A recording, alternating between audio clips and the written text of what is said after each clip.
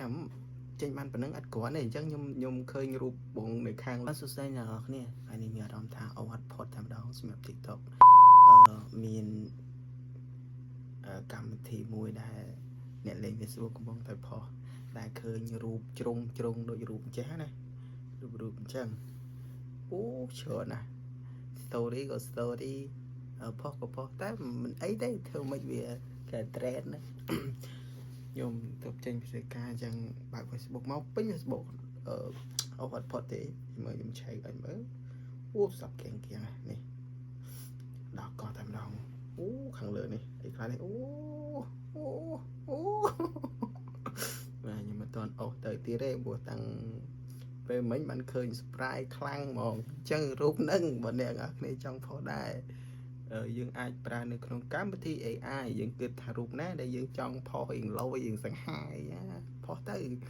ចឹងយើងត្រូវចូលនៅក្នុងកម្មវិធី AI ដែលយើង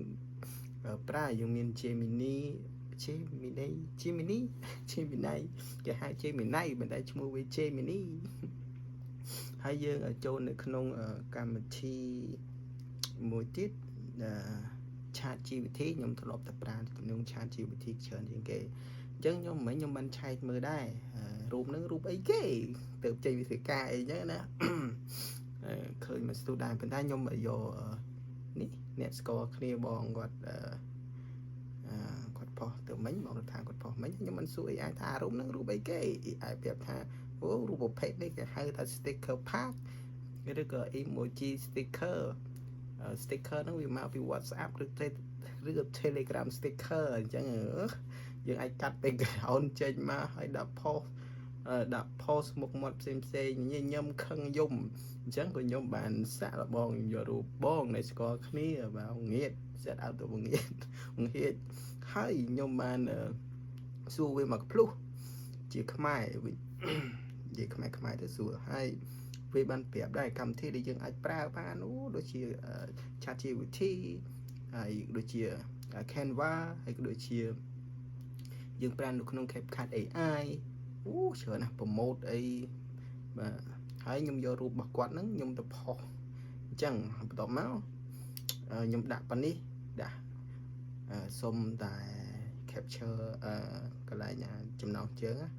caption វាប៉ានេះខឹងយំសើចស្រឡាញ់ហើយ surprise អញ្ចឹងវាចេញបានប៉ុណ្ណឹងអញ្ចឹងខ្ញុំថា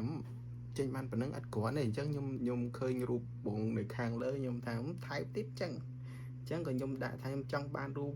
ច្រើនដូចរូបខាងលើនេះដែរអញ្ចឹងក៏វាចេញមកកភ្លុះហើយយើងអាចស្នើសុំតាមនឹងយើងចង់បាន background មិនសម្រាប់ខ្ញុំចង់បាន background វា load មកអញ្ចឹងខ្ញុំចង់បាន background photo អញ្ចឹងខ្ញុំបានប្រាប់ AI ជួយដាក់ background photo ឲ្យខ្ញុំផងអញ្ចឹងក៏វា load ខាងក្រោមអញ្ចឹងសរុបសេចក្តីមកយើងអាចប្រើតាម ChatGPT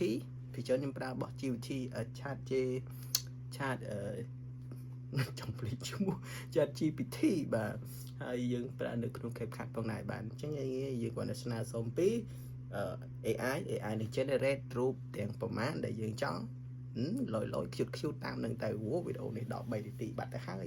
យូរមែនតើបាទបាយអស់ប៉ុណ្ណឹង